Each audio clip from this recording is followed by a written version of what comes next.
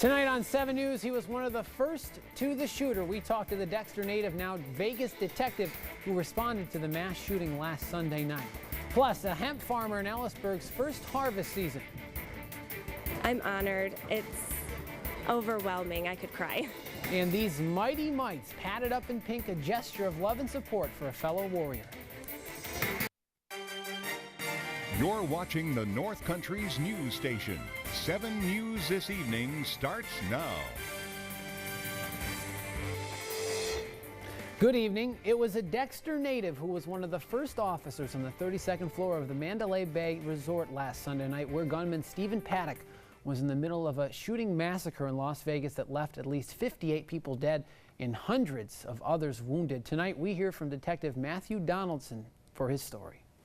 Everybody where they were was doing everything that they could to do whatever they could. You know, it just happened to be where I was to do what I was doing. Matthew Donaldson left the North Country over 10 years ago to become a member of the Las Vegas Metro Police Department. The Dexter native is now a detective who was dispatched to the scene of the Las Vegas massacre last Sunday night with the task of locating the shooter on the 32nd floor of the Mandalay Bay Resort. They were the first to enter the Las Vegas shooter's hotel room. Tonight, Donaldson joins other first responders on CBS's 60 Minutes to share his story of what happened on that floor when they arrived. Donaldson was wearing cowboy boots when he got the call, having to take them off running barefoot for hours until he went outside to the scene to help find survivors. A firefighter from Clark County Fire Department gave me a pair of his sneakers out of his truck, and I put his sneakers on, and then I went into the 91 Fest and to try to identify more survivors. Donaldson says support of family, friends, and community has been holding the city up.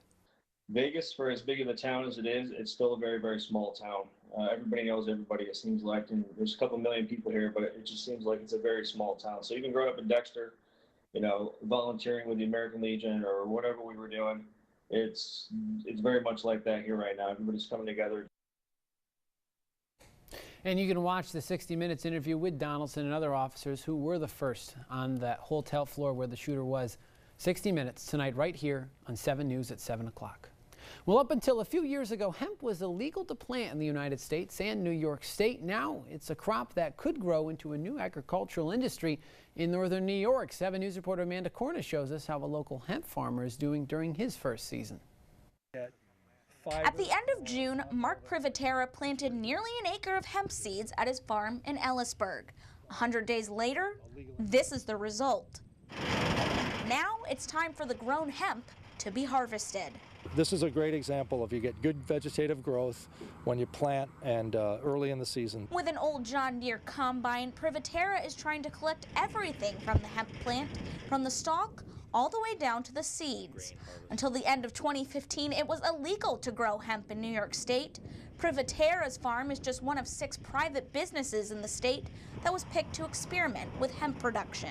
PRIVITERA says once he's done harvesting these 6- and 7-foot stalks of hemp, he plans on making them into things that are a little bit smaller, like batteries. What I want to do over the next 6 months is, you know, I'll contact people and supply chain folks and go, hey, I've got this material that might solve some problems that you guys might be looking for a solution for. PRIVITERA says the stalks can be used to make things like paper products and insulation, while the seeds oil can be used to make soap.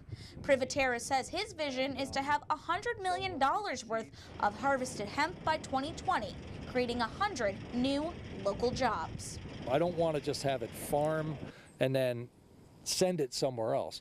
We need to process it up here in northern New York. PRIVITERA says he's already looking forward to next year's hemp season. He plans on planting the seeds he collected from this year's harvest in late spring. Amanda Corna, 7 News. Good day to be out on the farm, at least this afternoon. Let's check in with meteorologist Michelle McLeod. Michelle. Absolutely, Pat. Today was a good day to be at a farm. We did see some showers earlier, so not all of the farms were safe, but for the majority of us, they were. So great day to harvest. However, we won't be so lucky in the next few hours. We'll talk about that in a second. Nice day. Look at the quiet conditions. We do see a little showers off near Long Island. That was along that cold front that just passed through us. We saw some heavy winds for that. Zooming in closer to the area, still pretty quiet and clear for us because it is feeling like summer and we have harvest and whatnot. We have to worry about what's keeping us sneezing, and what's keeping us sneezing again is ragweed. So that ragweed report is a little moderate over there. Over the next few hours, we'll have Columbus Day tomorrow. We'll see some rains. We'll talk about who will see some rain and how much rain. It'll be a pretty rainy day tomorrow. We'll talk more about that coming up. Pat. All right, thank you very much, Michelle. More than 100,000 left without power in Mississippi and Alabama after Hurricane Nate made its way through that part of the Gulf Coast overnight. Now it's weakened to a tropical depression. While there's still flooding, it seems like most areas in Nate's path have avoided major damage. Nate didn't have the intensity of the other storms that we've seen this year, being Harvey, Irma, and Jose. And there are deaths from the storm's path in Central America. However, no deaths or injuries immediately reported since the landfall in the U.S. And today we talked to a North Country native, David McIntosh, who's lived in Gulfport, Mississippi, where Hurricane Nate hit. He was also there for Hurricane Katrina in 2005. Now, McIntosh says hurricanes are common enough that most people who are, already have gone through these things, they already have supplies in place for when these things happen. Nate was one of the mildest ones. In fact, actually, probably even a little milder than George. People down here are indeed used to it, just like in the North Country. You're prepared for snow. I'm talking about where he was. Nate made landfall in Gulfport overnight, leaving with the storm surge and leaving behind flooding near shore. McIntosh lives around 9 miles away from the shore. Well, still ahead on 7 News, 6 heroes honored after saving a local area race car driver's life. We'll tell you that. And how one Pop Warner football team is rallying around a fellow warrior, a breast cancer survivor, when 7 News Weekend continues. From the North Country's news station, you're watching 7 News this evening with Patrick Malowski. Weekend weather with Michelle McLeod. And your North Country sports with Rob Crone.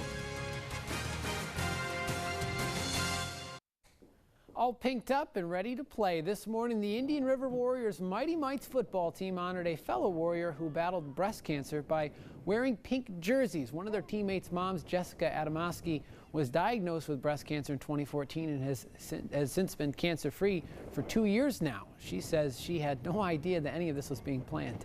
It's heartwarming, it's overwhelming, and it just brings you a sense of love and support and humbleness that you just can't find anywhere else. And before the game, she was completely surprised with this as well. The team lined all up and handed her pink carnations, wearing the pink jerseys. Well, when we come back, Michelle McLeod, she has our forecast for us. Stay with us.